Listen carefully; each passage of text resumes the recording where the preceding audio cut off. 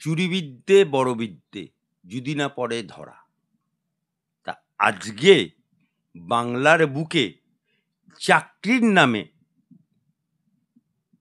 সে group C হোক, group D হোক, শিক্ষক হোক, বন দপ্তর হোক, ফায়ার ব্রিগেড হোক, পৌরসভা হোক, পঞ্চায়েত হোক, কর্পোরেশন হোক, সবইতেই চুরি, সবইতেই চুরি।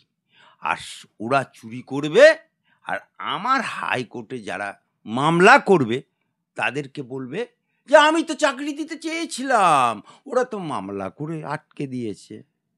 অর্থাৎ চোর চুরি করবে, আর আমরা বিকাশ রঞ্জন, ফিরদৌস শামীম, অ্যাডভোকেট আলী আব্দুল চাঁদ এরা মামলা করলেই তখন যত দোষ নন্দঘোষ উকিলদের।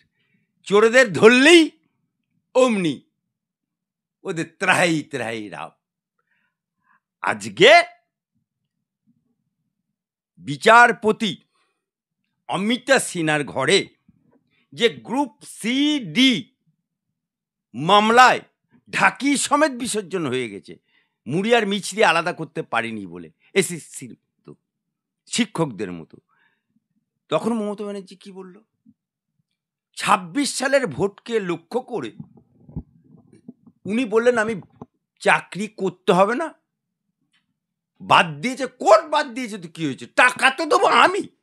মনে হচ্ছে যেন ওর বাপের টাকা, মনে হচ্ছে যেন ওর খালু আপ্পার টাকা, মনে হচ্ছে যেন নবান্নের টাকা ছাপায় মমতা বাবু, কালীঘাটে টাকা ছাপায়, খ্যাস খ্যাস করে গুনে দিয়ে দেবো।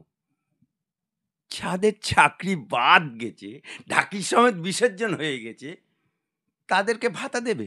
তারা কাজ না করে আজ পর্যন্ত কেউ টাকা পেয়েছে? কিন্তু একমাত্র পশ্চিম বাংলায় চোরেদের পুষে রাখছে ২৬ সালের ভোট লক্ষ্য করে। সেই কারণে গ্রুপ সি, গ্রুপ ডি যাদের চাকরি চলে গেছে, তারা বাড়িতে বসে বইয়ের কাপড় কাচবে, বইয়ের ভিমবার দিয়ে বাসন মাজবে, তাদের ভাতা দেবে ২০,০০০, ২৫,০০০। এটা হয় কার বাপের টাকা? কার বাপের টাকা দেবে মমতা ব্যানার্জি? কার টাকা দেবে? এ টাকা মুসলমানদের টাকা, এ টাকা হিন্দুদের টাকা, এ টাকা মুসলিম জনসাধারণের টাকা, এ টাকা সনাতনীদের টাকা, পশ্চিম বাংলার অধিবাসীর ট্যাক্সের টাকা নিয়ে তুমি ভাতা দেবে ভোট কেনার জন্য। এই কারণেই আমার মহামান্য হাইকোর্ট স্থগিত করে দিয়েছে একেবারে জানুয়ারি পর্যন্ত ২০২৬। দেখ কেমন লাগে, ভাতা দিবি, ভাতা দিবি, ভাতার গোষ্ঠীর গেড়ে মেরে দিয়েছে। তাই আমি এই সিদ্ধান্ত নিয়েছি। অমিতা সিনহা বাঘিনী জাজ, আমাদের গর্ব, আমাদের গর্ব। এরকম একটা বাঘিনী জজ পেয়েছি আমার হাইকোর্ট, আমার আদালত, আমার পশ্চিমবাংলাবাসী, যে হাইকোর্টে এরকম বাঘিনী জজ আছে যে আপোষ করতে জানে না, যে দুর্নীতির সাথে আপোষ করবে না, যে ন্যায়কে ন্যায় বলে বিচার করবে, যে বিচারকেরা স্থানে বসে ন্যায্য বিচার করবে।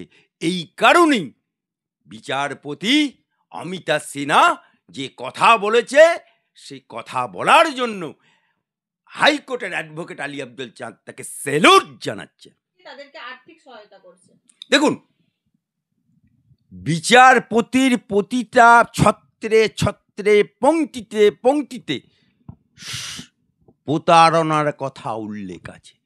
বিচারপতির প্রতিটা শব্দে দুর্নীতির কথা উল্লেখ আছে। বিচারপতির প্রতিটা বাক্যে বকলমে ভোট কেনার কথা উল্লেখ আছে। বিচারপতির প্রতিটা বাক্যে বাংলায় কর্মসংস্থান নেই তার উল্লেখ আছে। তাই এই বিচারপতি অমিতা সিনহা যতদিন আমাদের এই ন্যায় বিচারালয়ে হাইকোর্টের মতো জায়গায় কলকাতা হাইকোর্টের বিচারপতি হিসাবে থাকবে, সেটা আমাদের শান, আমাদের গর্ব যে अमिता सिन्हा किसी को डरता नहीं, वो सिर्फ कानून का पुजारी है। মানে মুখ্যমন্ত্রী চাইছে কি যারা হচ্ছে জালিয়াতি তাদেরকে মুখ্যমন্ত্রী টাকা দেবে, আর ডিএর সময় শুধু বলে যে রাজকোষে টাকা নেই সেই জন্য ডিএ দিতে পারছি না।